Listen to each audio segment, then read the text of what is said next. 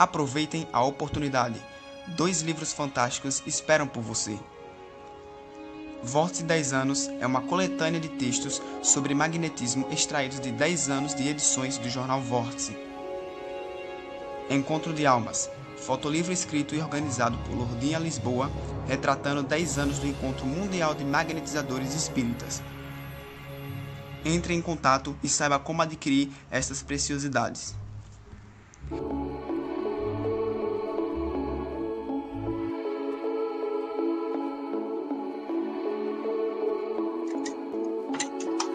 Deus, Pai de amor e bondade, obrigada, meu Deus, pelo dia de hoje, por mais essa oportunidade na nossa vida.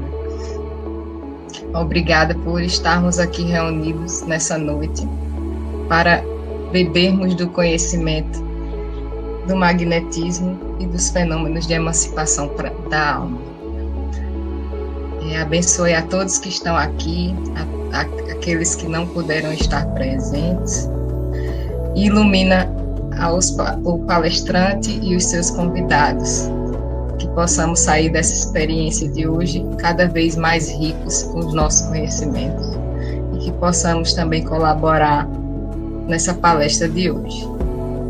Que tu estejas presente na nossa vida, através do nosso pensamento, das nossas palavras, das nossas ações. Que assim seja. Prova da existência da alma. Quando Kardec fala em prova da existência da alma, a gente pode ficar a imaginar o que ele estava se referindo. Será que Kardec estava se referindo à mediunidade, à comunicação dos espíritos? Vejamos, a mediunidade ela prova a imortalidade, que nos dando a oportunidade, a possibilidade de contactar os espíritos, que são os seres que viveram aqui na Terra. Ela prova a imortalidade, prova a existência do espírito, mas não da alma. E alma e espírito são 2 coisas diferentes. Que é importante, como diz Kardec, a gente ter um nome para cada coisa, a fim de a gente poder se entender melhor sobre aquilo que estamos falando. Então, alma está na introdução do Livro dos Espíritos, no item 6, e na questão 134, é o espírito encarnado. E o espírito, o que é? No Livro dos Espíritos, questão 23, os espíritos disseram a Kardec que o espírito é o princípio inteligente do universo. Então, enquanto estamos fora do corpo físico, nós somos espíritos. Quando desencarnados, somos espíritos. Mas enquanto estamos ligados ao corpo físico, nós somos alma, um espírito encarnado. Então, na verdade, a mediunidade ela não prova a existência da alma, ela prova a existência do espírito. Mas o que é que prova a existência da alma? Bom, nesse momento nós somos almas. E o que é que prova que nós somos alma? Que não apenas um corpo físico aglomerado de músculos, de ossos, de líquidos, etc. Bom, Deus sempre coloca à nossa disposição os meios da gente aprender, da gente crescer, de aprender e descobrir a verdade. Porque é importante que a gente descubra a verdade para nos libertar das amarras da ignorância e do mal. Porque o mal e a ignorância são obstáculos à nossa felicidade e ao progresso do espírito. Portanto, é importante a gente conhecer a verdade, para a gente se libertar dessa ignorância. E conhecer a verdade nos leva a conhecer que nós realmente somos almas, e termos certeza dessa afirmação. Para isso precisamos de algo que nos prove, que prova a nossa existência como uma alma. E que instrumento foi que Deus colocou à nossa disposição para provar a existência da alma? Bom, no século XIX, algumas décadas antes do surgimento do Livro dos Espíritos, o Chastenet de Puisséguier, que era magnetizador na França, estava realizando um tratamento por passes num jovem chamado de Victor Hasse, quando este começou a falar de assuntos que estavam bem além de sua capacidade intelectual. Só lembrando que o Victor era iletrado, um pastor de ovelhas que vivia no campo e iletrado, ele não teve a oportunidade de estudar. E de onde provinham aqueles conhecimentos acima de sua capacidade? Será que era um dos espíritos? Será que era uma mediunidade que ele estava demonstrando? Bom, essa é uma hipótese, mas não é a única hipótese. Eram, na verdade, conhecimentos que vinham da alma, que vinham do próprio Victor, conhecimentos que ele adquiriu em outras existências. Porque esses conhecimentos só se manifestaram agora. Por que que esses conhecimentos ele não demonstrou em outras oportunidades? Porque pelo estado em que seu corpo se encontrava, sua alma encontrou condições favoráveis para externar aquele conhecimento que estava guardado interna e profundamente, porque não se tratava de registros dessa existência. Nessa existência, ele não teve a oportunidade de aprender aquelas coisas. Ele aprendeu em outras vidas. E a partir daí, estava descoberto o sonambulismo. Muitos estudos e experiências foram desenvolvidos, realizados por Puisegui, por outros magnetizadores. Estava descoberto o sonambulismo, e era justamente sobre isso que Kardec estava se referindo quando falou na prova da existência da alma. Para Kardec, o sonambulismo é a prova da existência da alma. E, na sequência, outras possibilidades surgiram, como a letargia, a catalepsia, a comunicação do pensamento, a morte aparente, o êxtase.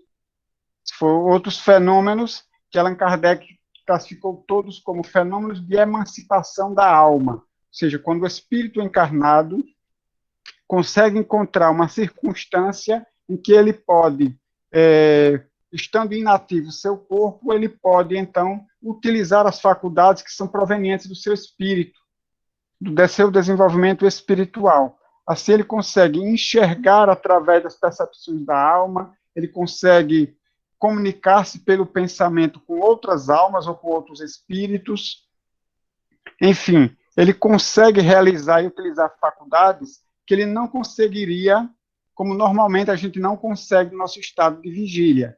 Era preciso um estado especial, que no caso do Vitor, ele estava num estado de transe, vamos dizer assim, proporcionado pelo magnetismo do Puisegui, e a partir daí, então, a sua alma tem a possibilidade de utilizar os seus recursos íntimos, psíquicos, de modo a acessar, como no caso do Vitor, acessar conhecimentos que estavam guardados na sua memória de outras encarnações, conhecimentos que ele teve a oportunidade em outras vidas de desenvolver, que nunca são perdidos, porque ficam guardados na memória profunda do ser, e a partir dali ele conseguiu acesso naquele momento em que o seu corpo se encontra como que nulificado, em inatividade, e consegue então utilizar esses recursos psíquicos que vão provar a existência da alma. O Wagner já chegou por aí, Tatiana? Já está aí. Ótimo. Porque agora eu vou chamar os nossos convidados a participarem dessa conversa. Começar pela dama, que é alagoana, formada em comunicação social, mestre em fotografia e cinema pela Unicamp, doutora em sociologia pela UFS, espírita e sonâmbula desde criança, segundo ela. É professora de audiovisual, diretora do documentário O Passe, de 2016, e da série Magnetismo e Espiritismo, de 2017. É trabalhadora no Instituto Espírita Paulo de Tarso, atuando nas reuniões mediúnicas e nas atividades de sonambulismo da instituição. Seja bem-vinda, minha amiga Erna Barros. Enquanto isso, eu vou apresentar também o outro convidado, que tem 50 anos, é natural de Natal, no Rio Grande do Norte, mas reside em Campina Grande, na Paraíba, onde ele realiza grande parte de seus estudos na área do magnetismo humano. Deixa eu respirar, que o currículo é grande. É espírita há mais de 32 anos, e há 5 anos ele estuda e pratica o magnetismo. É magnetizador espírita atuante, divulgador da terapêutica magnética em cursos e seminários no Brasil e em Portugal. Trabalha na Universidade Federal de Campina Grande, na área elétrica e eletrotécnica, e faz a divulgação para os alunos de enfermagem da Universidade de Campina Grande da Paraíba e para os alunos de fisioterapia da Universidade Estadual da Paraíba, onde ele apresenta a prática integrativa e complementar, intitulada Imposição de Mãos. Chega aí, Wagner Marques. Vamos conversar. Seja bem-vindo. Olá, Adilson. Meu currículo não é tão grande assim, não. Assim você me deixa tabuado. Eu resolvi cortar um pedaço para não ficar muito grande.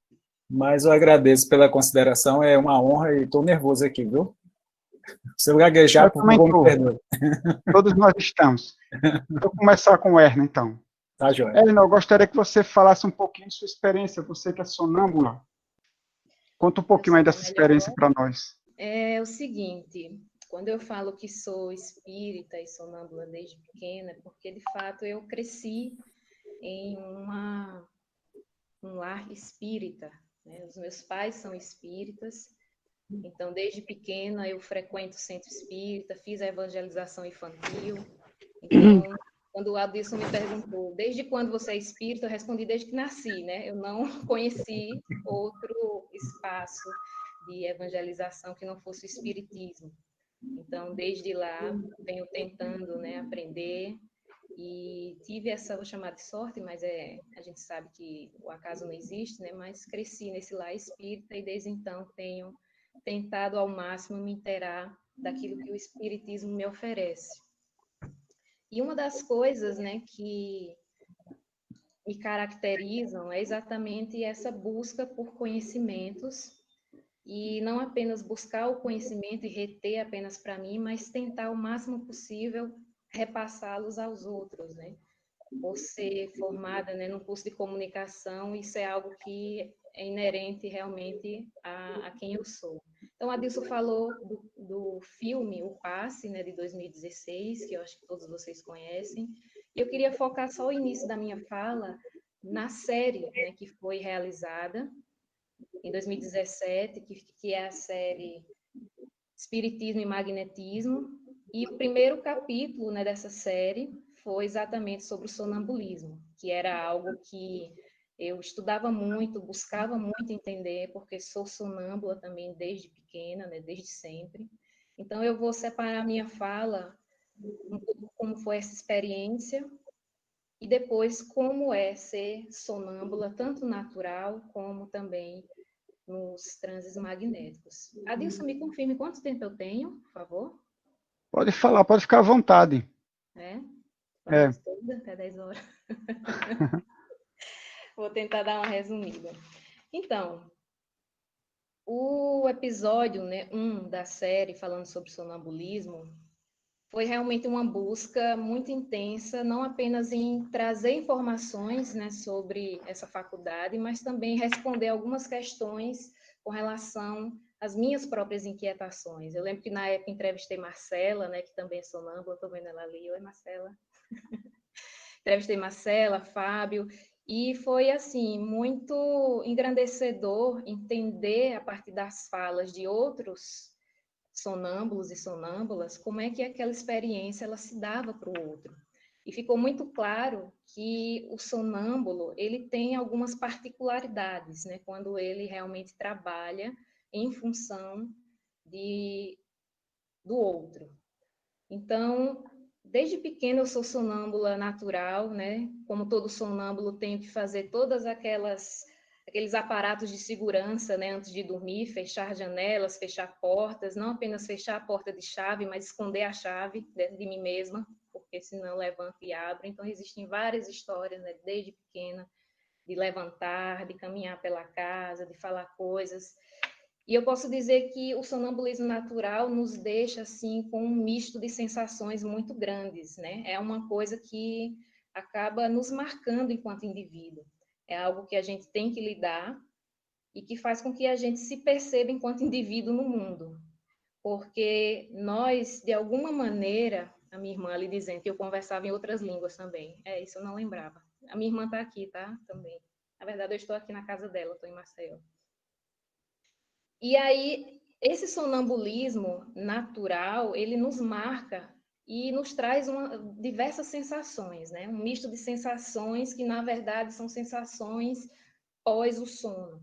Porque nós nos sentimos muito reféns, né, da comunicação que vem do outro. Então, eu poderia dizer assim, que quando nós sonâmbulos acordamos, a gente já começa a olhar para as pessoas nos olham assim de uma maneira um tanto quanto diferente.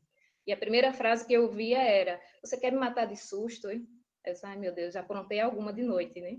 Já sabia que tinha feito alguma coisa durante a noite, coisa essa que eu não me lembrava.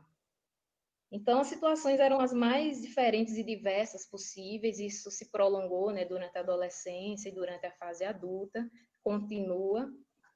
E esse sonambulismo natural, apesar de nós aprendermos a lidar com ele, é algo que a gente precisa direcionar para alguma utilidade. E isso eu sempre sentia dentro de mim. Mas por que, né, ter essa, eu nem chamava de faculdade, né, mas ter essa peculiaridade de me levantar durante a noite, falar com as pessoas, caminhar, abrir portas, e no outro dia ser refém, né, da comunicação da outra pessoa, porque nada eu me lembrava, né? E isso acontece talvez com 90% dos sonâmbulos, de realmente não lembrar de nada. Então, as narrativas que a gente recebe no outro dia nos deixam realmente com esse misto de sensação. Às vezes de frustração, às vezes de incredulidade. Nossa, eu fiz isso mesmo. Tem certeza? Tenho. E, às vezes, se a pessoa não gravar, a gente nem acredita, né, no que fez. Então, eu sempre senti essa necessidade de entender qual era a utilidade daquilo, até conhecer, de fato, o magnetismo e, com ele, o estudo do sonambulismo. E aí é quando eu entro na minha fala do sonambulismo magnético.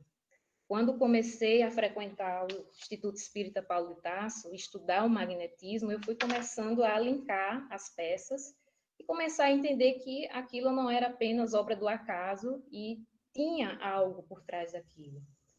Estudando o sonambulismo, né, junto com a Adilson, junto com o grupo, e futuramente fazendo parte do trabalho de sonambulismo, foi que eu entendi a utilidade de todo aquele processo. E aí é quando eu falo um pouco agora do transe sonambúlico, que ocorre, né, durante os trabalhos que nós fazemos lá no Paulo de Tarso, nós fazíamos, né, antes da pandemia, e que realmente respondeu muitas das minhas questões.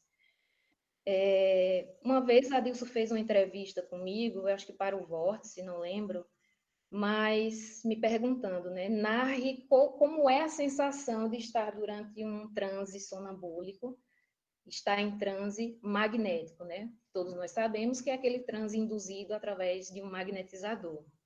E eu pensei, meu Deus, como é que eu vou explicar aquele misto de sensações que a gente está ali, né, na maca, deitado, uma pessoa está ali aplicando um passe, né, magnetizando, e as sensações são tão diversas que eu não conseguia verbalizar. E por ser da área do audiovisual, né, o que me veio na cabeça foi uma explicação através de uma analogia de um filme, que eu espero que vocês tenham assistido, para ficar claro para vocês, que é o filme Avatar. Quem já assistiu Avatar? Uma, duas, três, pronto. Avatar.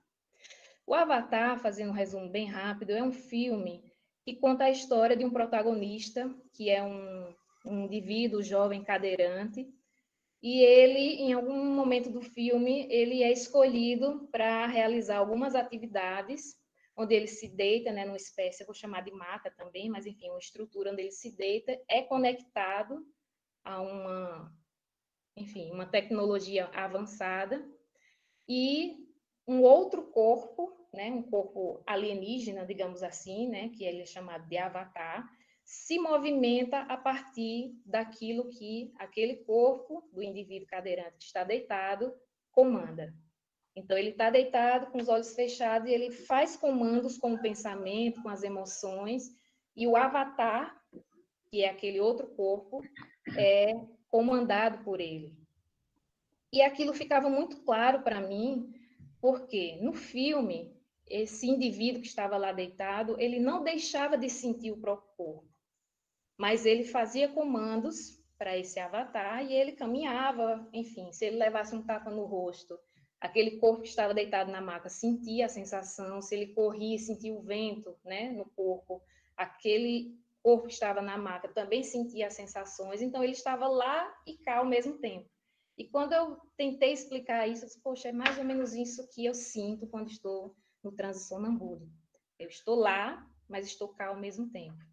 Então, essa experiência, né, de narrar a partir dessa analogia facilitou, pelo menos, para eu explicar para algumas pessoas que realmente não entendiam. No sentido de que, quando nós somos levados a um transe sonambúlico, primeiramente, a gente precisa, né, se conectar com o espaço onde nós estamos. Então, eu lembro, né, que assim que eu colocava o pé no centro espírita, no dia do trabalho do sonambulismo, aquele espaço já começava a mexer comigo. E não apenas comigo, os meus pensamentos, as minhas emoções, mas com o meu próprio corpo. Então, o corpo começava a sentir coisas diferentes, a partir das pessoas que estavam no ambiente, a partir do que as pessoas estavam pensando a respeito daquele trabalho. Então, para a gente entender como aquela atmosfera do centro espírita, das pessoas que estão ali, elas influenciam o sonâmbulo na hora do trabalho, mesmo antes do trabalho iniciar. Então, aquela conexão com a... Oi. Eu queria lhe fazer uma pergunta, mas complete seu raciocínio. Tá, vou completar. Então, aquelas conexões com aquelas pessoas já começavam a mexer com a gente, comigo, individualmente, antes do trabalho começar. E quando o trabalho começava, de fato, aquilo se potencializava muito mais. Então, eu sempre fui magnetizada, né, pela Nadia, não sei se ela está aqui, mas uma trabalhadora que, desde o início, foi a minha magnetizadora, uma pessoa que eu confio muito, que me dava muita segurança, então eu conseguia realmente me doar 100% naquele momento do trabalho sonambúlico. E quando aquele transe ele iniciava, eu costumava relacionar aquelas sensações a esse estar lá e estar cá. Então, eu não deixava de sentir o meu corpo na maca, a cabeça no travesseiro, ouvia as pessoas falando em volta, ouvia os outros trabalhadores, né, realizando também os trabalhos, e isso ia, de alguma forma, com o tempo, diminuindo. Então, 5 minutos de magnetização, eu continuava sentindo e ouvindo todo o ambiente. Com 10 minutos, aquilo começava a diminuir. Eu estou falando um pouco da experiência do que eu sentia, até eu tenho certeza que cada sonâmbulo tem uma narrativa diferente.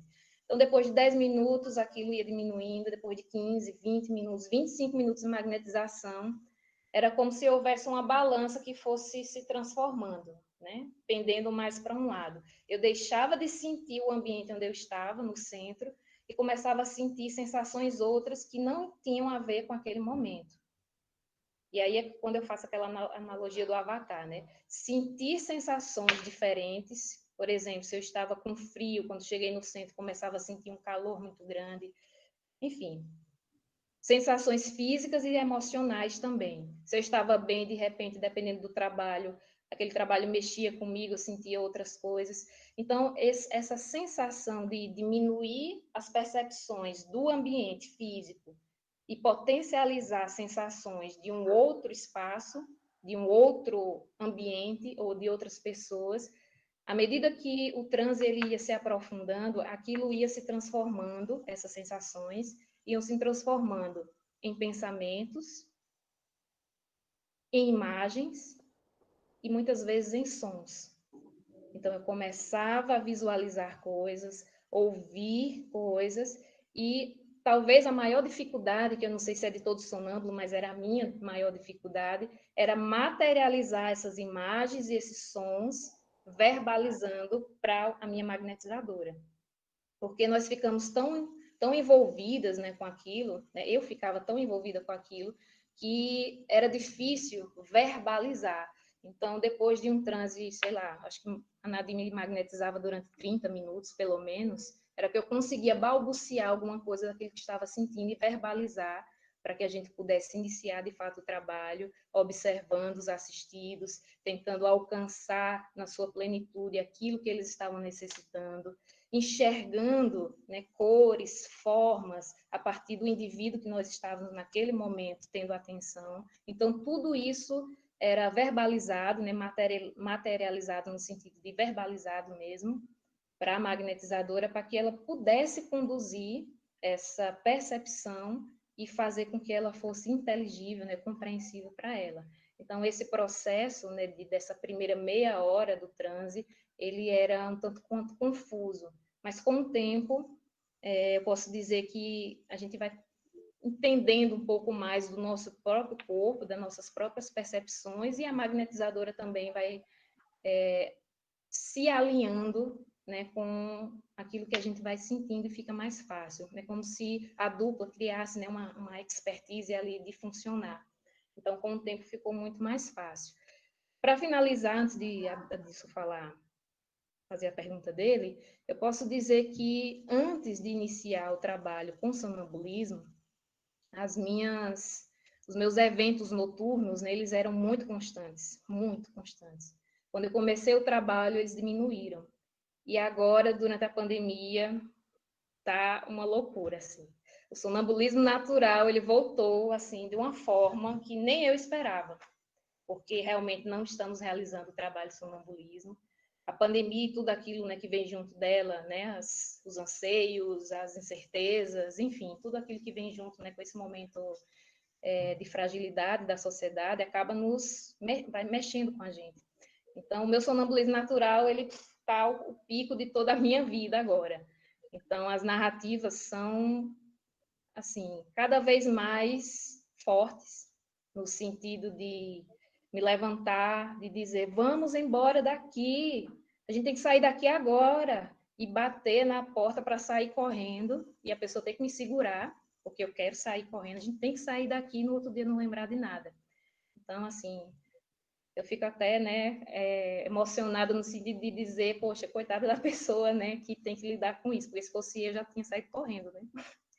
Então, assim, são coisas, né, de um sonambulismo natural que a gente tem que conviver e que realmente tem ligação com a utilidade desse trabalho, porque é muito perceptível, a partir da experiência empírica, que quando a gente dá uma vazão útil, no sentido de ajudar as pessoas com aquilo que nós temos, realmente as coisas ficam mais fáceis, e nesse momento de pandemia, que o trabalho não está acontecendo, o sonambulismo natural, ele volta e volta, assim, batendo portas, literalmente. É o seguinte, eu não sei se foi fácil para você o início do trabalho do sonambulismo magnético, você se inicia nessa prática, mas a gente sabe que tem pessoas que se descobrem sonâmbulas, ou pelo menos se descobrem com uma possibilidade de serem sonâmbulas, mas elas têm medo de partir para a prática do sonambulismo. O que é que você poderia dizer para essas pessoas? Tudo que a gente desconhece traz realmente um pouco de receio e medo. Faz parte da tendência do ser humano, né? Ter medo do desconhecido. E isso é normal. Mas eu poderia dizer que esse medo, quando vencido, ele traz muitos benefícios e muitos resultados positivos, não apenas para o indivíduo sonâmbulo, como eu estou narrando, né, dos episódios de sonambulismo natural diminuírem, ficarem um pouco mais controlados, mas o benefício maior que é de auxílio ao outro. Quantos tratamentos, né, magnéticos a gente já não conseguiu clarear, né, a partir do trabalho do sonambulismo? Né? Quantas coisas que estavam engrenando, mas não conseguiam engrenar de fato nos trabalhos, e por conta de uma observação mais aprofundada do sonâmbulo, a gente não conseguiu alavancar alguns tratamentos e ajudar realmente as pessoas, né? Então, eu acho que o medo do desconhecido é normal, mas quando a gente está envolvido na possibilidade de ajudar o outro, esse medo ele é estacionado, ou ele vai a zero, porque de fato a gente coloca algo muito maior por cima daquilo, que é o auxílio ao outro. Então, eu vejo e vi, né, durante todos esses anos trabalhando no Instituto Espírita Paulo de Tarso com sonambulismo, muitos resultados positivos no sentido de ajuda às pessoas que estavam recebendo tratamento. Então, o medo acontece, mas ele é superado, e eu poderia dizer para essa pessoa, vence esse medo, porque os benefícios, eles são inumeráveis. Os benefícios, eles são inumeráveis. Um dos maiores medos, pelo que eu tenho ouvido as pessoas falarem, é de saírem do corpo e não voltarem ao corpo. Mas a gente dorme todos os dias, sai do corpo e volta, né? Por que a gente não iria voltar, né, no trabalho de sonambulismo, imbuído no bem, cercado por pessoas que estão trabalhando no bem, cercado por espíritos e uma equipe espiritual que está ali protegendo o trabalho, direcionando o trabalho. Então, assim, eu acho que a gente precisa ter confiança, né, naquilo que o Espiritismo mesmo nos ensina. Quando a gente trabalha em função do bem, a gente tem o auxílio daqueles que nos ajudam. Então, esse medo de ir e não voltar, ele pode ser até compreensível para aquelas pessoas que estejam, né, buscando iniciar o trabalho, mas outros motivos estejam estacionando, mas não é algo que possa acontecer. O trabalho, ele é direcionado por pessoas sempre capacitadas, não é, Adilson? Não é qualquer um que faz um trabalho como esse, são pessoas que estudaram, que sabem direcionar, que sabem trabalhar com magnetismo, pessoas que sabem lidar com a situação peculiar do transe sonambúlico. Então, não é qualquer atividade com qualquer pessoa, em qualquer lugar, mas cercado de uma equipe preparada, treinada e, principalmente, voltada para o auxílio e com também o auxílio da espiritualidade. Então, não há por que ter esse medo, pelo menos comigo nunca aconteceu. Pelo contrário, né, as minhas frustrações são Por isso que você está aqui hoje. Exato, estou aqui, né, vivinha. Também não tenho conhecimento, né, de ninguém que tenha ido e não tenha voltado. Então, assim, a literatura não nos fala em nenhum momento disso. Eu acho que a frustração maior quando a gente começa um trabalho como esse é realmente não conseguir nem sair, né? Não é não voltar, é não sair. Porque muitas vezes acontece. A gente iniciar o trabalho, se colocar à disposição, mas alguma coisa acontecer que você não consegue se doar naquele momento. Que pode ser em função do nosso próprio estado de espírito naquele dia, pode ser em função do estado de espírito do magnetizador, que também tem uma função bastante importante naquele momento, e pode ser também algo relacionado à própria equipe, né, que naquele momento, naquele dia, não está 100% em sintonia. Então, as variáveis podem ser muitas. Então, nós, quando não conseguimos realizar o trabalho, aí sim que vem a frustração. Poxa, eu vim, mas eu não consegui me desprender 100% para realizar o trabalho. Esse acaba sendo o nosso receio, muito mais do que não retornar. Apesar do pouco que a gente já conhece do sonambulismo e dos outros fenômenos de emancipação, a gente sabe o quanto eles podem ser úteis e quanto eles podem ajudar as pessoas. Imagino quando a gente for descobrindo mais e mais esses recursos, quanto não vai poder ser útil, né, esse tipo de trabalho. Mas muitas casas espíritas, ou a maioria das casas espíritas, não dão muita atenção aos fenômenos anímicos. O que é que você acha disso? Muitas casas espíritas ainda precisam dar um passo a mais no sentido do estudo, não apenas do sonambulismo, mas de outros assuntos, né, que foram também abordados por Kardec, né? A gente conversa muito isso com relação ao próprio magnetismo, né? Mas eu acho que da mesma forma que as pessoas, né, os indivíduos, têm as suas potencialidades e as suas habilidades, essas pessoas também têm as suas fragilidades. E eu acredito que as casas espíritas, né, como instituições, elas entram nessa mesma lógica.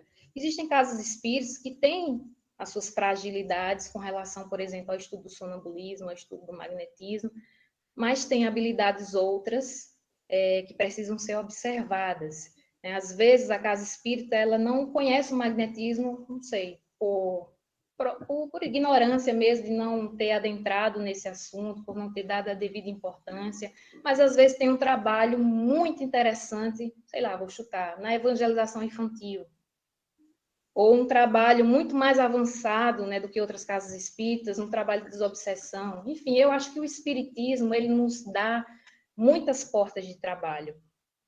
E a gente precisa focar naquilo que a gente tem enquanto fragilidade. Então, esse intercâmbio entre as casas espíritas, eu acho fundamental, porque existem estágios diferentes em temas diferentes. Nós, do Instituto Espírita Paulo de Tarso, por sermos um instituto, né, nós temos essa característica muito positiva, que é o estudo. Estudar, né? É um instituto, é para estudar assuntos. As outras casas espíritas têm habilidades no âmbito da caridade, da evangelização infantil, no trabalho de obsessão, que às vezes, né, não fazendo uma autocrítica, mas pensando de uma forma geral, que às vezes outras casas espíritas não desenvolveram.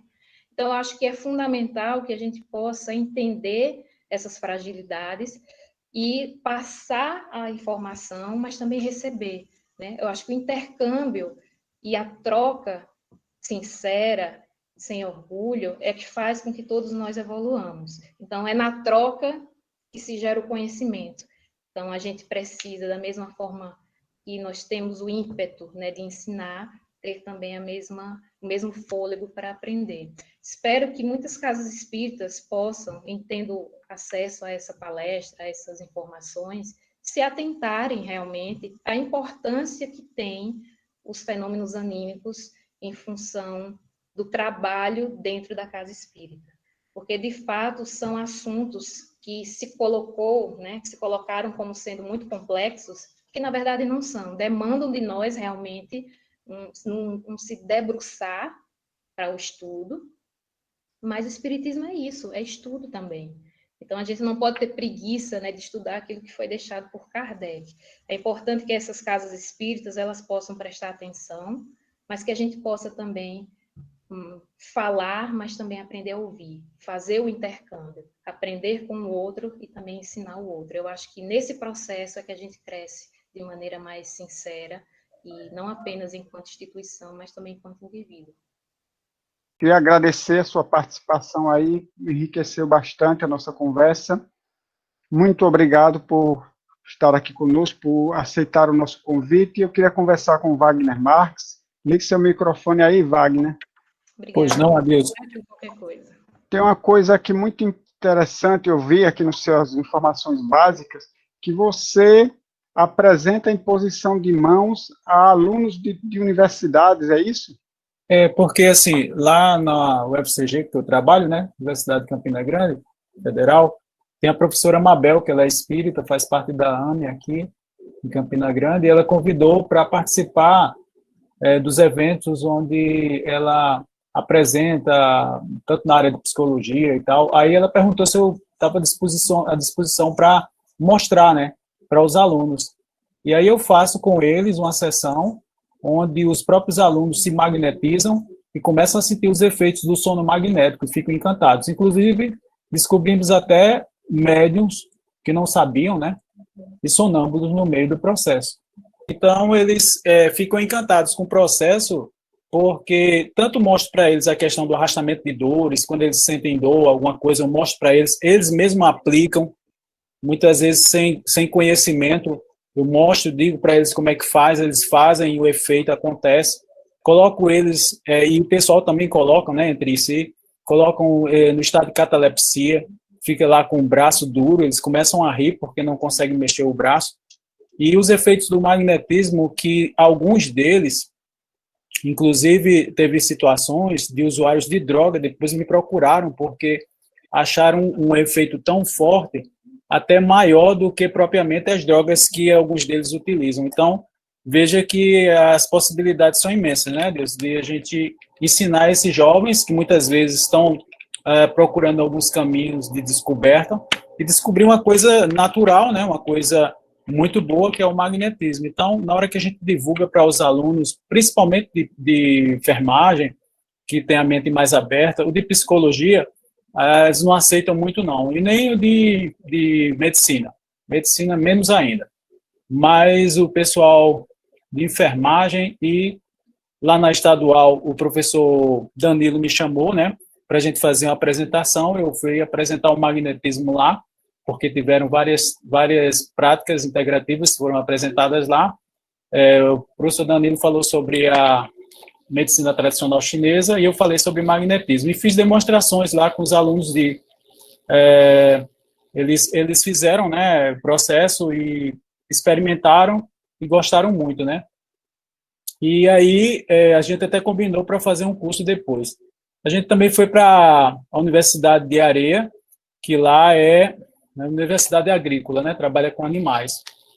Fiz até alguns procedimentos com cavalo, eles tinham cachorro lá, mas eu não tive acesso, mas eu trabalhei com alguns cavalos, inclusive tinha um que estava até morrendo, o bichinho, né. Então a gente mostra para eles, né, tem uma professora também lá, que quer inclusive fazer pesquisas nessa área para os animais, né, usando o magnetismo. Então, Adilson, tem muitas possibilidades para a gente divulgar o magnetismo, né. Aonde chama eu vou, entendeu? Num curso que nós tivemos hoje à tarde, em aula, eu estava falando sobre isso, a versatilidade que o magnetismo oferece. Ele é muito versátil.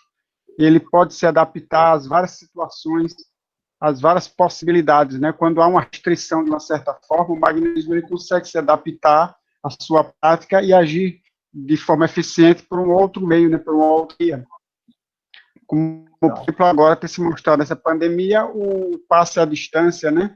Exatamente. Eu uso o Hector, né? Eu uso o Hector para fazer o passe à distância e o pessoal fica encantado, porque o Hector serve de voodoo.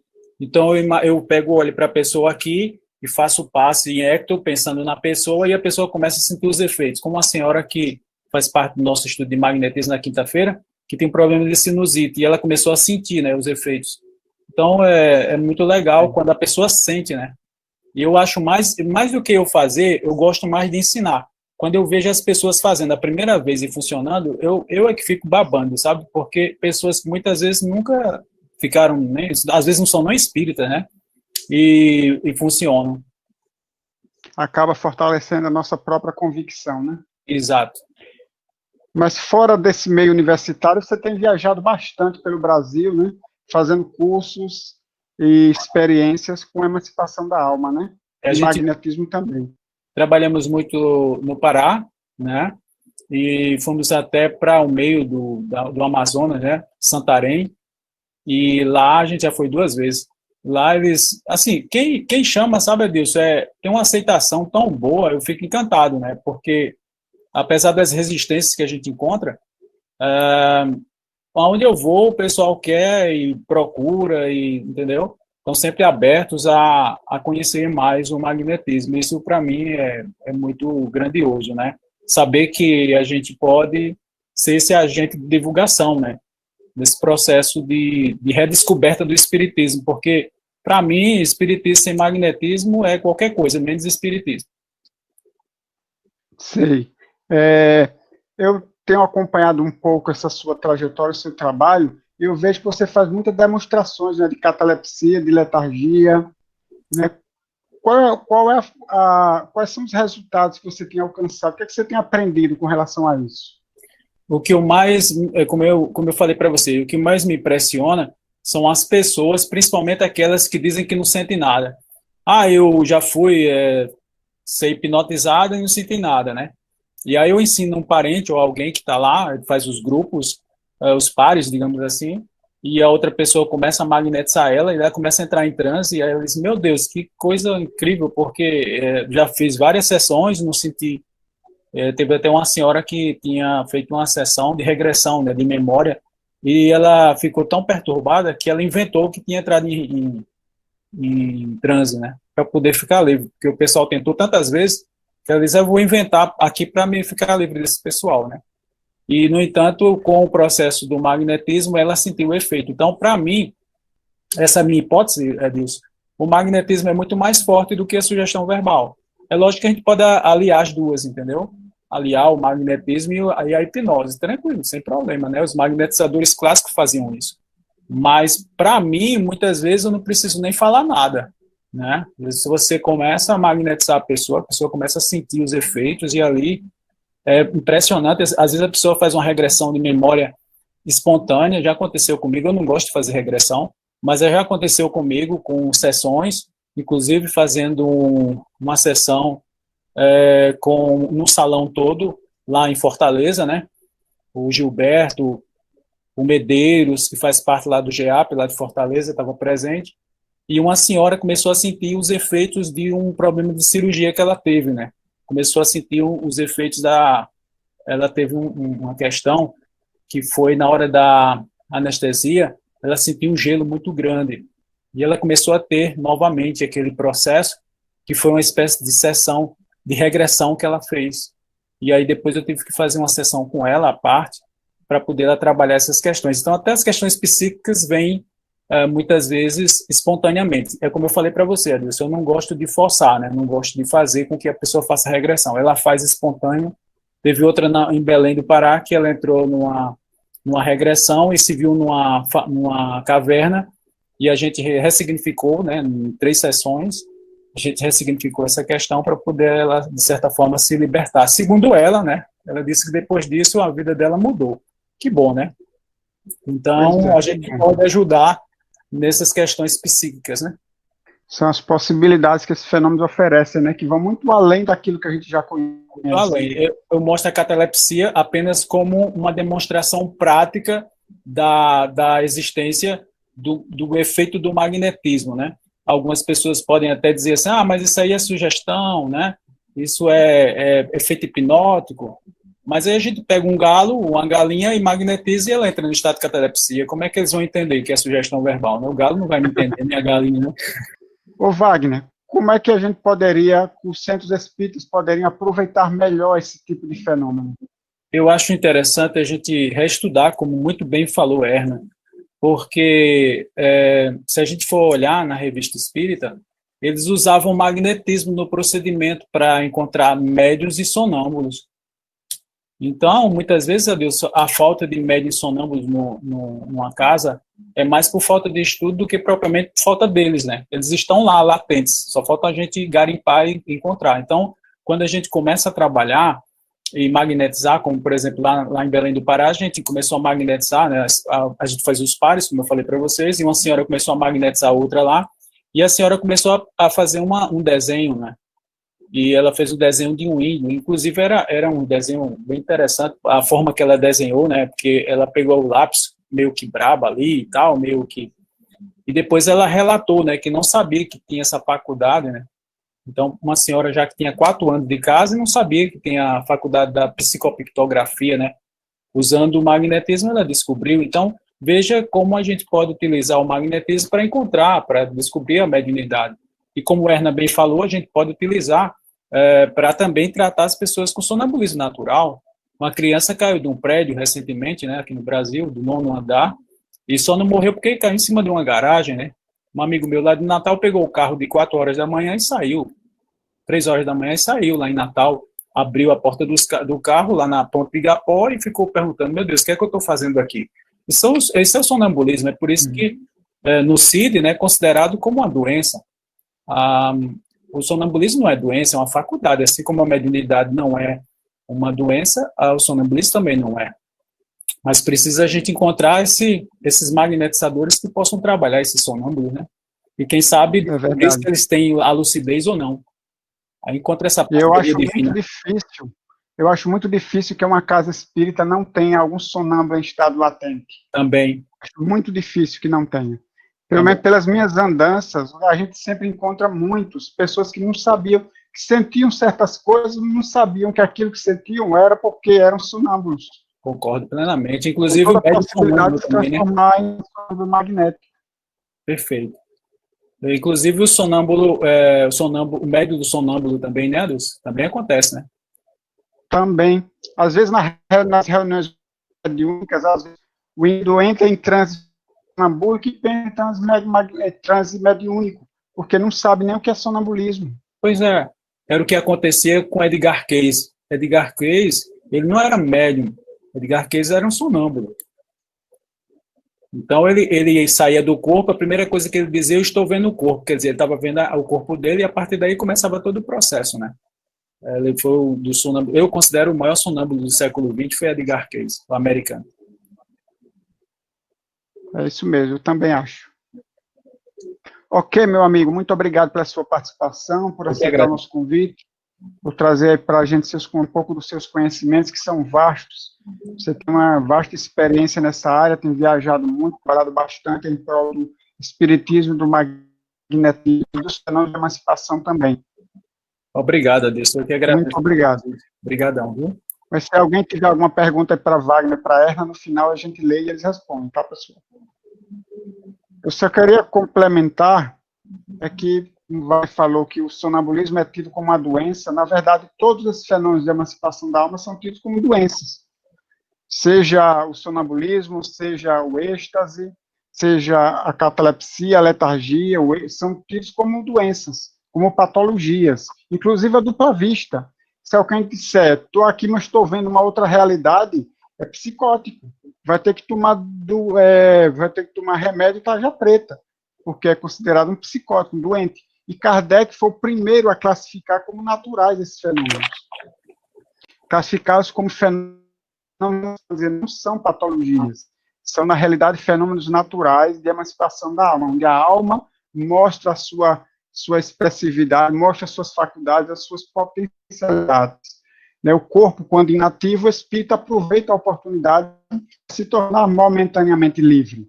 E esse estado possibilita o acesso a essas memórias profundas, que Freud chamaria de inconscientes, como também as percepções da alma sem o uso dos olhos, que é, na verdade, o fenômeno de emancipação da alma.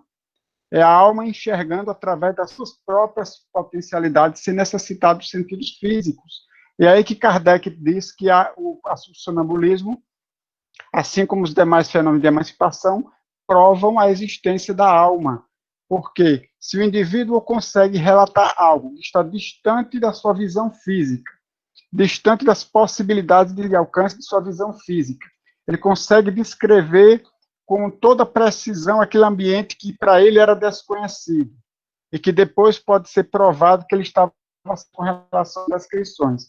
Então, é lógico que ele enxergou e ele se sentia estar dentro. É lógico que não era o corpo físico que estava lá, a alma que deslocou até a distância do corpo, prova a existência da alma, prova a existência da alma, isso. Da mesma maneira, a letargia, a catalepsia, onde o indivíduo está com o corpo inativo e, no entanto, ele tem percepções, ele ouve, vê, mas não é através dos olhos físicos nem dos ciclos. Ele enxerga através de sua capacidade de espírito, de alma. E aí, então, Kardec diz que sonambulismo é a prova da emancipação da alma. Ele fala sonambulismo porque o sonambulismo, na minha opinião, destes fenômenos, seria o mais desenvolvido, porque ele acaba, muitas vezes, englobando todas as demais faculdades de emancipação, né? E o quanto essa ferramenta pode ser útil, não só no trabalho de magnetismo, como também para um autodescobrimento. O indivíduo poder descobrir a si mesmo, através dessas percepções da alma, ele poder fazer um mergulho, não na sua vida presente, mas fazer um mergulho na sua própria alma, na essência da sua alma, nos conteúdos que sua alma traz, e assim ele poder se descobrir.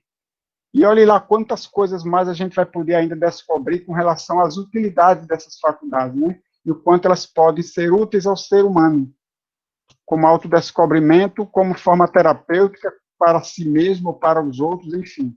Só o futuro vai poder nos dizer até onde essas faculdades poderão nos levar, né? Como meio de ajuda, de auxílio ao semelhante. Ou a nós mesmos, na verdade. Mas para isso a gente precisa estudar e praticar. Se a gente engavetar essas faculdades, como é que a gente vai poder descobri-las e utilizá-las e desenvolvê-las para que ela possa ser útil aos outros, né? Se a gente simplesmente engavetar. Uma vez me perguntaram, se trabalhar com sonambulismo é tão complicado, por que a gente não fica só com a mediunidade e deixa o sonambulismo? Ué, mas Deus deu olhos a gente para a gente andar de olhos fechados, Deus nos deu ouvidos para a gente andar com os ouvidos tampados, nos deu as pernas para caminhar e a gente vai viver com elas amarradas, andar de cadeira de rodas. Se ele nos deu essas faculdades, logicamente não era para a gente jogá-las fora, mas sim para a gente descobrir, desbravar esse mundo, que era um mundo quase que completamente desconhecido, a gente poder estudar a respeito, desbravar, descobrir esse mundo que é exposto com essas faculdades e poder encontrar formas de utilizá-las a benefício das pessoas, do nosso progresso individual e dos outros bem. Nós não podemos fazer simplesmente guardá-la e fingir que não existe, né? Então, fica aí o meu convite a todos que nós possamos estudar mais a respeito do sonambulismo, das outras faculdades de emancipação da alma. Bom, eu só queria deixar o convite a todos para a gente estudar mais na teoria e na prática sobre a emancipação da alma, para a gente poder devassar esse mundo que é grande desconhecido, na verdade, e é mesmo grandioso que povoa a alma humana. Erna, tem uma para você, da sua irmã. Ela quer saber, aí eu não sei, acho que você vai entender a pergunta, se seriam lembranças revividas durante o sonambulismo. Acho que as coisas que você vivencia no sonambulismo natural, acho que seria isso. Se seriam lembranças revividas. É possível, né? É possível. Também não teria resposta para essa pergunta.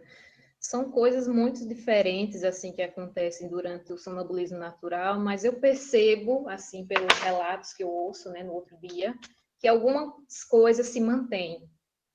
E eu tento me apegar a essas coisas para tentar criar uma narrativa, né?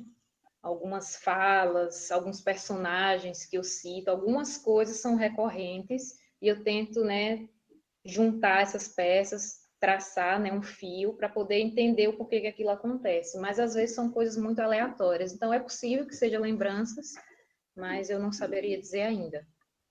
Tem um diário diário da sonâmbula, né? Onde eu anoto as coisas que eu falo durante a noite para depois tentar ver alguma razoabilidade naquilo tudo. Como psicólogo, eu estava aqui pensando agora que talvez se pudesse, da mesma forma que se pode interpretar um sonho, talvez se possa interpretar uma vivência sonambúlica e daí extrair uma mensagem que sua alma está mandando para você. Às vezes, existem conexões entre aquilo que eu vivencio enquanto sonâmbula e aquilo que eu sonho, né? Essa situação do sonambulismo, de vamos sair correndo daqui, vamos embora, desesperada. Eu lembro no outro dia que eu havia sonhado que eu estava vivenciando uma situação de guerra. Eu lembro exatamente que eu estava numa trincheira, alguma coisa assim. Então, teve uma conexão, né, mais ou menos com aquilo que eu estava. Mas, às vezes, são coisas muito aleatórias. Às vezes, eu nem sonho, às vezes, sonho uma coisa totalmente diferente e o meu corpo, né, enquanto sonâmbula, está fazendo uma coisa que não tem nenhuma conexão, pelo menos que eu não me lembro. Então, eu ainda não saberia dizer se são lembranças daquilo que é vivenciado, lembranças de vidas passadas, lembranças da vivência recente do espírito. Não saberia dizer, mas é possível, sim. Eneida escreveu assim, referente a uma última fala sua. Cada casa tem sua própria identidade, mas, como você diz, o intercâmbio é bastante salutar, necessário e urgente. Concordo, né? O intercâmbio, né, entre as casas espíritas é algo que a gente precisa internalizar como cultura da casa espírita, né? Quando a gente se fecha nas nossas descobertas e nos nossos estudos, a gente se limita muito. Então, aquilo que nós desenvolvemos pode ser muito útil para outra casa, e às vezes o que a outra casa está desenvolvendo, a gente está engatinhando. Então, o intercâmbio é fundamental. É verdade. Para quem quiser assistir o episódio 1 da série Magnetismo e Espiritismo sobre sonambulismo, Erna deixou aí o endereço do YouTube para quem quiser ir lá e conferir. Beleza. Tem uma pergunta aqui de Tatiana para Erna. Quando você está em sonambulismo natural, não lembra do que aconteceu. Quando você entra em sonambulismo magnético, consegue lembrar de tudo? Olha, eu posso dizer que depende do nível de transe, porque são níveis diferentes. Isso eu aprendi na prática, né? Porque eu também tinha essa percepção de que o sonambulismo direcionado, né, orientado, magnético, ele era igual ao natural, e quando eu me levantasse da maca eu não me lembraria de nada, mas a experiência, né, do trabalho e também o estudo me fez perceber que existem níveis, né, de transe. Às vezes o magnetizador ele te leva a um nível muito superficial, onde você consegue perceber algumas coisas, mas quando você retorna, entre aspas, você consegue lembrar aquilo que você disse, aquilo que você percebeu, você tem consciência de como foi todo o processo. Mas existem situações onde realmente o trabalho ele consegue, né, ser completo no sentido de do início ao fim, as etapas serem cumpridas. Você realmente, quando retorna, você nem sabe onde você está. Já acordei, né? Vou falar acordei, mas não é um sono, né? Mas eu já voltei de um trabalho onde eu abri os olhos e não me lembrava que estava no centro. E a Nadi, coitada, né? Calma, você está no centro. E eu ficava olhando assim, tentando entender onde é que eu estava. Então, o nível daquele trabalho naquele dia, foi muito marcante esse dia para mim, eu realmente não lembrava. E aí eu fiquei assim, e aí o que aconteceu? Deu certo? Foi tão rápido, assim, parece que eu fechei os olhos, abri, tinham se passado, sei lá, 1 hora, e para mim foi um piscar de olho mesmo. Então, existem níveis. E houve também situações onde realmente ela ficou lá 40 minutos magnetizando e eu ali, né, sentindo a mão dela passar, né, o ventinho no meu rosto, e nada acontecia. Então, assim, tem níveis e níveis de transe. Às vezes a gente não lembra de nada, às vezes a gente não consegue nem se desprender. E existem variáveis, né? Não precisa nem dizer quantas variáveis existem para que o trabalho aconteça ou não. Né? Depende de muitos fatores. Para a Ernaína, de Emanuel Lima. Há pessoas que confundem transe sonambúlico com desdobramento. Adentrando num ambiente, encontrando alguém em transe, conversando com outra pessoa, reportando-se a fotos de pessoas que ocorrem ou ocorreram em outro ambiente. Como distinguir um do outro? Esse termo desdobramento, ele é um termo assim, vou chamar de termo, mas um conceito que é bastante abrangente, pelo menos nos dias de hoje, assim, as pessoas usam o termo desdobramento para experiências de emancipação as mais variadas possíveis. Como eu falei, existem níveis de transe, né? É possível que a gente possa não sei se existe esse termo, mas se autodesdobrar, né? Eu já ouvi experiência de pessoas que se concentram, né? E conseguem alcançar um estado, né, de meditação e de organização interior para ir e visualizar pessoas, ambientes, enfim, realmente se desdobrar, ou pelo menos essa é a experiência individual da pessoa. Mas eu nunca ouvi assim, pelo menos até agora, nenhuma experiência da pessoa se auto-sonambulizar, se é que existiria. Então, assim, eu não conseguiria, né, entrar nesse estado sonambúlico sozinha, mas o desdobramento, já ouvi casos. Então, assim, quando a gente dorme, né, a gente também se desdobra, né? A gente dorme e na verdade, nós, espíritos, saímos do corpo, né, que nós não temos um espírito, né? Nós somos um espírito, nós temos um corpo, então nós saímos do nosso corpo, perambulamos e retornamos. As pessoas chamam isso de desdobramento. O sonambulismo, se é tido realmente ao pé da letra, né, o sair do corpo é também um desdobramento, né, nesse sentido, de você sair. Mas, assim, eu acho que o conceito ele é muito abrangente ainda, né? Pelo menos eu não li ainda nos estudos, assim, um conceito kardeciano do que é desdobrar-se, porque isso é colocado em várias situações do sonambulismo, ao dormir à noite, enfim, até o próprio médium, né, eu já ouvi que há um certo nível de desdobramento, né?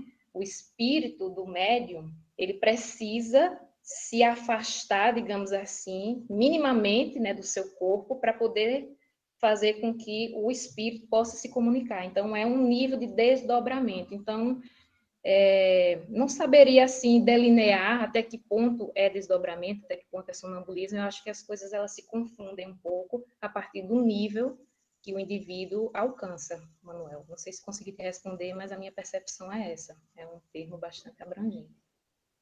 Nas experiências de passe à distância, tem pessoas que têm relatado entrar em desdobramento. Então, na verdade, elas se autodesdobram-se. Elas se concentram para a aplicação do passe e acabam indo até onde o paciente está e lá aplicam o passe presencialmente, vamos dizer assim, né? Que a alma vai estar lá presente em frente ao doente e lá aplicam o passe. Então, eles se desdobram, eles se autodesdobram, né?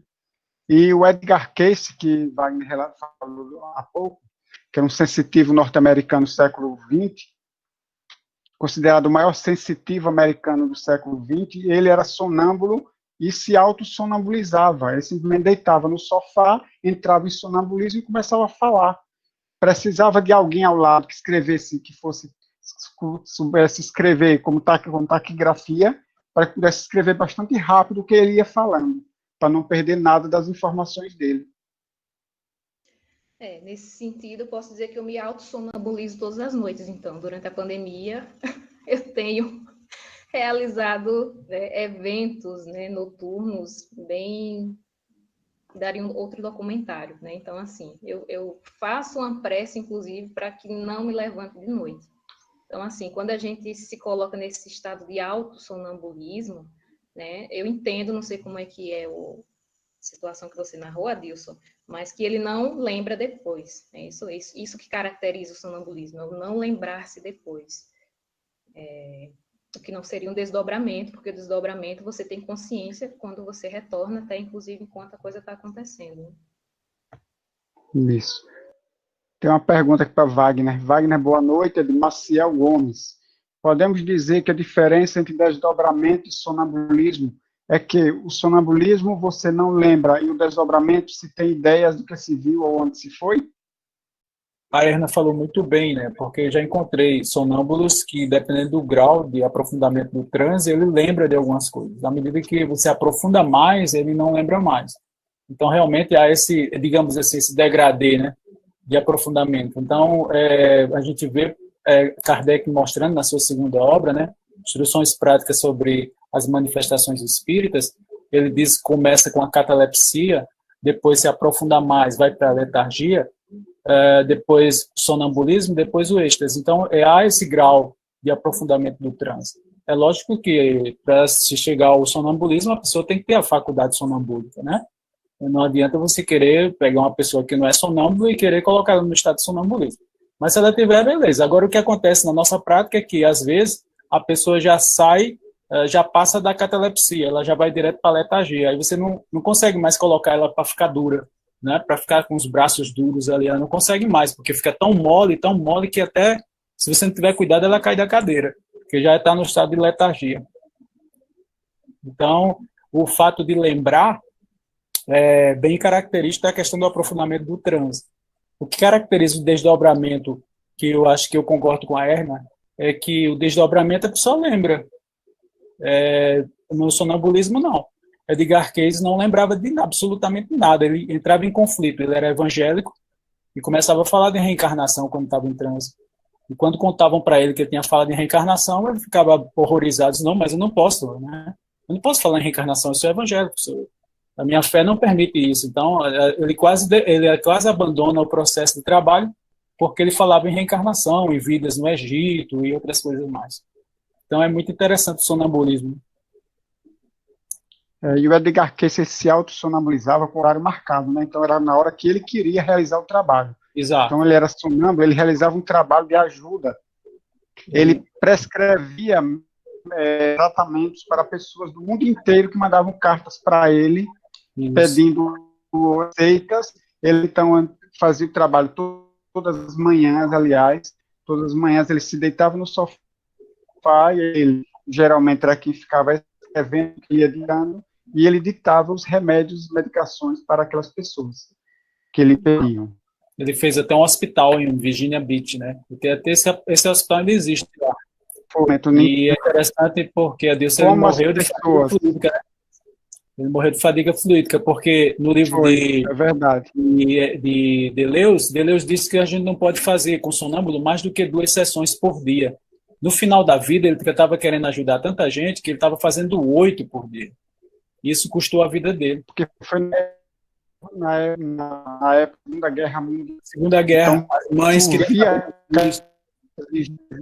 Explica um pouquinho para a gente como é esse trabalho que você faz na universidade. Você faz, por exemplo, uma professora lhe chamou para você fazer um trabalho na universidade e você vai para mostrar o quê? O fenômeno em si, ou ele está atrelado a algum projeto, alguma coisa, alguma funcionalidade, por exemplo, da catalepsia? Há um preconceito muito grande com relação ao espiritismo. A professora é espírita e durante muito tempo ela tentou implantar esse trabalho lá. Mas ela não tem um viés espírita, porque infelizmente o espiritismo aqui no Brasil foi levado por viés religioso, né? Então as academias acabam fechando a porta para o espiritismo. A professora levou para a questão da espiritualidade, né? Então aí eles permitiram que tivesse esse trabalho lá, apesar da a professora ser espírita. Qual é a ideia dela? Uma vez por mês eu vou lá, pego os alunos e mostro para eles o magnetismo. Eu começo a falar de Mesmer, de Marquês de Perseguir, falar sobre sonambulismo.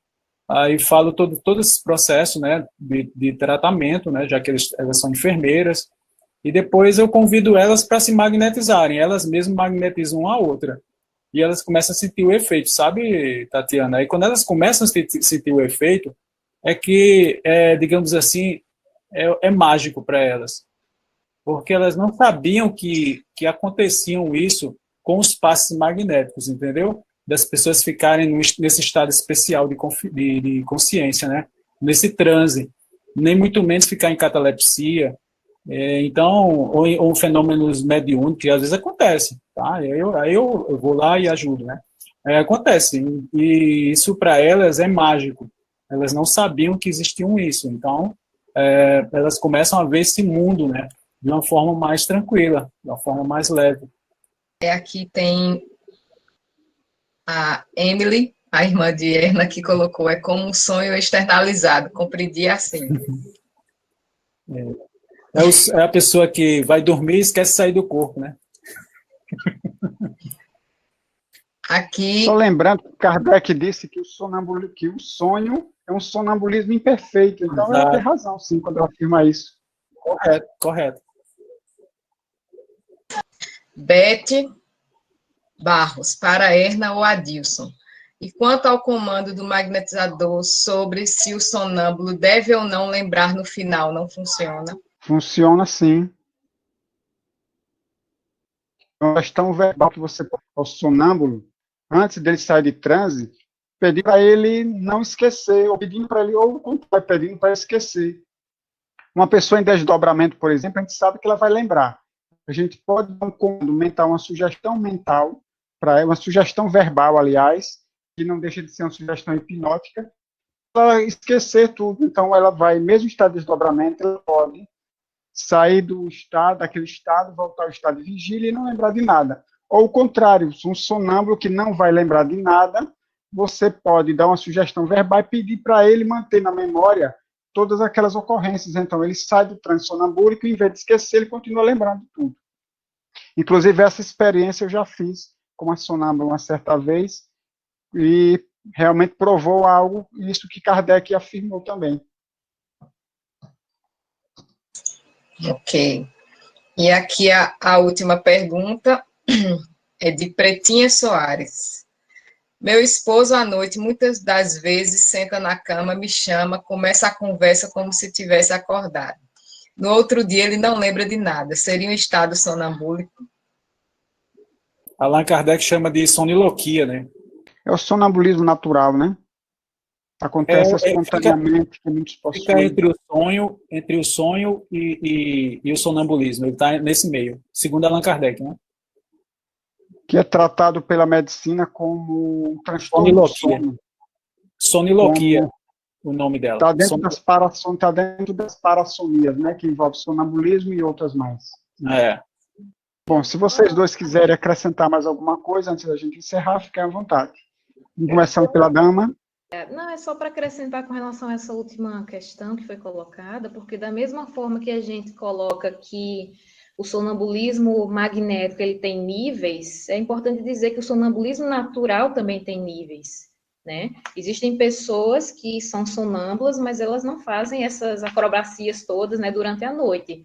Elas, né, balbuciam alguma coisa, falam, viram para o lado, não lembro, mas existem aqueles que, eu já ouvi relatos de pessoas que se levantavam e dirigiam, né, como o Wagner falou. Pega o carro, dirige e não lembra. Então, assim, são níveis, né, de uma situação que a medicina vai chamar, como o Adilson falou, de transtornos do sono, né, uma parassonia. Então, assim, a medicina entende que, a partir do momento que aquela situação ela se torna nociva ao indivíduo, aí sim ela é considerada um transtorno, uma doença, assim, algo a ser tratado. Mas quando você tem níveis, né, leves, digamos assim, de um sonambulismo natural, né, como eu conheço pessoas que simplesmente falam algumas coisas, né, qualquer coisa sem noção, não se levantam, ou apenas levantam um braço, mas aquilo não é nocivo, são níveis leves que a gente precisaria também compreender o porquê que é leve, né? E por que em algumas pessoas é extremamente potencializado. Da mesma forma, o sonambulismo magnético. Em alguns sonâmbulos, o transe, ele não consegue ultrapassar um nível, né, mais superficial, né? Então, as pessoas conseguem ir até um determinado ponto. Já outras pessoas, elas se entregam totalmente. Então, existem aí alguns fatores que aí, enquanto estudiosos, né, que somos, a gente precisaria se debruçar sobre para entender esses níveis e como alcançá-los em função do auxílio ao outro, né? Só essa complementação. Inclusive, no seu documentário sobre sonambulismo, tem uma entrevista com um médico, né, dessa área, onde ele relata isso. Exatamente. O sonâmbulo ele só vai receber medicação se é algo que ele traz algum transtorno. Mas se é algo leve, que ele pode controlar ou que ele pode lidar naturalmente, então ele é ensinado a algumas coisas, algumas providências que ele pode tomar antes de dormir, para que ele não entre naquele estado. Agora, só uma coisinha que eu queria comentar aqui, é que às vezes a gente fala assim, fulano senta na cama e fala dormindo. Não, ninguém fala dormindo, não existe. Se ele está falando é porque ele não está dormindo, ele está sonâmbulo. Se ele está dormindo, ele não fala. Mas se ele está falando é porque ele saiu do estado de sono e entrou no estado de sonambulismo, dando vazão à soniloquia, como o Wagner falou. Que a soniloquia é o estado de sonambulismo em que o indivíduo fala, enquanto está sonâmbulo, não é enquanto está dormindo. Se ele for dormir, ele vai sair do estado de sonambulismo, vai parar de falar, vai sair do estado de sonambulismo e vai voltar a dormir. E de manhã ele acorda. E uma observação, Adilson, Sim. é que a gente estuda bastante o sonambulismo magnético, e eu sinto que às vezes a gente precisaria se debruçar mais sobre o sonambulismo natural mesmo, sabe? Porque o que acontece, né, no sonambulismo natural, como eu falei, é que nós somos programados, né, desde pequeno, né, a tomarmos os cuidados, né, para a nossa própria segurança, de fechar janelas, fechar portas, fechar, esconder chaves, e orientar as pessoas que estão conosco a dar ordens para que a gente volte a dormir. Então, é sempre isso. Olha, se eu me levantar, se eu disser alguma coisa, me dá uma ordem, volta a dormir, que eu sou obediente e volto realmente a dormir. Então, assim, são pessoas, mas existem níveis também desse sonambulismo natural. Então, eu fico me perguntando, e aí é um questionamento mesmo, assim, o que aconteceria, né, se nesse momento do sonambulismo natural, uma pessoa preparada começasse a entender aquele sonambulismo como uma possibilidade, uma ferramenta de auxílio, naquele momento, né? Se começasse a fazer perguntas, né? Onde é que você está? O que você está vendo? Realmente direcionasse aquele sonambulismo natural como se fosse um trabalho, né? O que aconteceria? Isso é um questionamento muito individual meu, porque realmente, como não lembro no outro dia, e às vezes nos níveis de sonambulismo magnético eu lembro, então, assim, é uma situação perfeita de realmente a pessoa estar totalmente entregue a um nível 100% de sonambulismo. O que aconteceria se aquele momento fosse aproveitado, né? Ou se os questionamentos pudessem ser feitos. Então, eu acho que é algo que a gente poderia pensar sobre. Não sei se você tem alguma contribuição nesse sentido, Adilson, mas é algo que principalmente essas pessoas que conseguem falar, né? Enquanto estão sonando, porque tem umas que não falam, simplesmente se movimentam, mas tem umas que falam, que sentam na cama, que falam, e essa talvez poderia travar um diálogo, né, com essas pessoas. Exatamente. E talvez poder bastante sobre a faculdade através dessas conversas.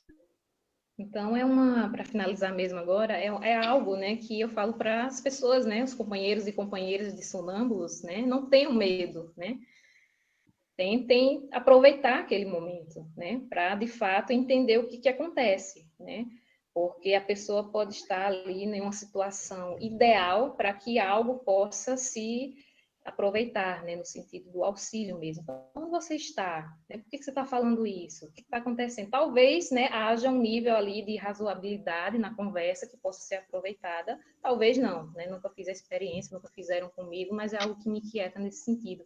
Eu acho que a gente poderia também se voltar, né, a esse sonambulismo natural como também uma possibilidade que pode trazer uma utilidade. Mas é só compartilhando aí uma inquietação. No estado de sonambulismo natural já entraria no sonambulismo magnético. Enfim, são possibilidades, né? Sim. Tem uma última pergunta aqui de Edson, é a última para a gente poder encerrar. Vou passar ela para Wagner. Quando a pessoa fala dormindo, é uma língua estranha, fluente, mas totalmente incompreensível. O André Jacques Davis, que ele era o americano, né, também, só que antes de Edgar Cayce, ele era um médium sonâmbulo, e ele era hebraico. Ele falava hebraico e ele não tinha conhecimento dessa língua, né? Então, acontece isso no sonambulismo, sim, né? Porque o que a pessoa tem vai acessar as suas vivências passadas, então ela pode falar em outra língua, assim, né? Aquele conteúdo está lá guardado. Então, pode acontecer, sim, a pessoa falar outra língua. Mas também pode ser também só por uma pessoa estar ali falando de forma estranha e a gente não esteja entendendo também. Há esse caso. Mas você pode gravar e verificar se não é uma língua realmente que existe, né? Porque na maioria das vezes, acredito que seja esse segundo caso aí que você falou, né? Simplesmente a pessoa está falando coisas ali, fazendo sons estranhos, e a gente acha que é uma língua que a gente não conhece, né? Acontece. E de repente não é língua nenhuma, é somente sons. Verdade. Com relação ao sono, né, sono magnético, que a gente chama sono magnético, ele vê essa questão de entrar no aprofundamento do transe, né? O Charles Lafontaine, nesse livro aqui, né, A Arte de Magnetizar, o Magnetismo Animal, ele relata que, em muitos dos casos da terapia dele, ele colocava a pessoa só no sono magnético e já resolvia muitas das patologias. Então, o sono magnético, quer dizer, esse estado da gente, essa ferramenta da gente colocar a pessoa no transe através dos passos magnéticos, ela em si já é uma terapia. Então, a gente pode usar esse benefício, sim, né, Adilson? De usar os passos magnéticos, concentradores, para a pessoa entrar no transe, aprofundar esse transe, principalmente pessoas que não têm facilidade de fazer meditação, e aí a gente usar esse recurso, né, essa ferramenta chamada sono magnético. Como tem uma frase de Kardec, são 2 linhas que Kardec escreve, eu não sei aonde, não me pergunte que eu não lembro onde foi que eu li. Onde ele fala que o passe aplicado com o indivíduo em estado sonambúlico dá um resultado muito melhor do que o indivíduo em estado de vigília, porque como há uma reciprocidade muito maior entre o fluido perispiritual e o fluido magnético, então com o indivíduo fora do corpo, a atuação diretamente nos fluidos perispirituais seriam muito maior e muito mais eficazes do que com o indivíduo em estado de vigília. Exato. Bom, Wagner, se você quiser fazer suas considerações finais, para a gente encerrar. Eu achei legal o que a Erna falou sobre essa pesquisa, porque, de fato, a gente carece de fazer pesquisa, né? De estudar realmente. O Abade Farias, na sua obra, né? Não sei se vocês já leram, mas Abade Farias, ele fala que ele via muitos dos sonâmbulos eram pessoas que tinham anemia. Interessante isso, né, Adilson? A relação da anemia com o sonambulismo. Então, a gente pode fazer uma linha de pesquisa em relação a isso, né? Talvez as pessoas que estejam, né, com problema de anemias tenha esse recurso, não sei, a gente precisa observar. O Leon Denis fala no Invisível que era muito mais útil a gente usar, não só para as pessoas doentes, né, o sonambulismo, mas pessoas que estavam boas, não precisava estar doente para a gente colocar no estado de sonambulismo, para descobrir essas possibilidades, né, da emancipação da alma. Série é bastante interessante, mas o problema é que a gente tem um pouco sonâmbulos, né? Trabalhando tem pouco magnetizadores, né? É verdade, é verdade. E menos ainda sonâmbulos, né? Porque tem pessoas com capacidade de serem sonâmbulos, mas às vezes não querem trabalhar como sonâmbulo ou não encontram um magnetizador que queira trabalhar com ele. Também tem isso, né? Tem isso, é uma parceria, né? A Michele Verose é uma estudiosa, doutora de Ciências Sociais pela PUC e mestre em Ciências da Religião. Ela fez um artigo que prova que aqui no Brasil, em 1850, tinha sonâmbulos e magnetizadores, né? O doutor Gamardo, em 1830, no jornal, em 1836, no Jornal do Rio de Janeiro, ele já usava isso. E também tinha uma irmã, os 2 irmãos, na verdade, Jacônimo e a Lucrécia. A Lucrécia era uma sonâmbula, e eles viajavam por todo o Brasil. Em 1852, há registro nos jornais aqui no Brasil, onde eles trabalhavam, né, divulgando o magnetismo nos teatros. E aí eu pergunto, Edilson, cadê esses sonâmbulos, cadê esses magnetizadores? Né? Mas aos poucos esse movimento ele vai se espalhando, vai se desenvolvendo, né? Eu tenho fé. Só tinha comércio lidando com magnetismo no Brasil. E hoje existem tantos palestrantes fazendo palestras, seminários pelo Brasil inteiro e fora do Brasil também, né? Então a coisa vai aos poucos se alastrando. Chega um momento em que não tem mais como se barrar a verdade, né? Isso vai motivar os jovens, né? Os jovens vão pegar o Livro dos Espíritos, quando entrar nessa área do sonambulismo e começar a colocar em prática, eles vão ficar encantados, né? Exatamente, Seria interessante a gente perguntar aos sonâmbulos se eles têm realmente anemia. Todos eles têm anemia. Porque no livro do Abade Faria, ele diz que o sonambulismo é, na verdade, uma doença provocada por anemia. Pois é. Na época dele era tido como doença, que a época dele foi antes do espiritismo surgir com Kardec, né? Isso, 1800. Então, o sonambulismo, a partir de Kardec, deixa de ser uma doença e passa a ser uma faculdade natural de emancipação da alma. Isso. Mas até então era doença. O Petetan mesmo estudava catalepsia, para ele era uma doença, ele era da área médica. Para ele a catalepsia era doença. Ainda hoje a medicina lida com a catalepsia, com a letargia como doenças. Tem uma senhora, Deus. A Rosângela está perguntando se a Erna tem anemia. Tem, ela já respondeu que tem. Tem, olha aí, a coincidência, né? Bom, gente, passamos até um pouquinho do horário. Tive, né? Tive um episódio aí quando era criança, enfim, e eu não lembro qual das hepatites eu tive, mas foi a mais leve. E eu lembro, né, quando criança, passei, acho que 1 mês, 2 meses comendo só arroz. Tive uma anemia quando era criança, e isso fez com que eu tivesse alguns problemas no fígado. Então, tem algumas coisas que eu não como porque afetam o meu fígado, né? Chocolate, não posso comer em demasia, então tem esse cuidado, porque quando eu era criança, eu fui uma criança anêmica. Você falou e me chamou a atenção. Interessante, né? Pode ter uma correlação que a gente precisa estudar. É verdade. Talvez isso crie a predisposição orgânica, né, para a faculdade. E é necessário, né, uma predisposição do organismo, né, para diversas coisas. Isso, exato. Bom, obrigado aos nossos convidados, obrigado a vocês que participaram da nossa palestra. Obrigada, meu Deus, por essa oportunidade, por todo esse esclarecimento apresentado nessa palestra de hoje. Abençoa a cada um dos nossos lares, dos nossos familiares, abençoa os hospitais, os presídios, as ruas, que tu possas estar em todos os ambientes, levando a paz, o amor e a harmonia.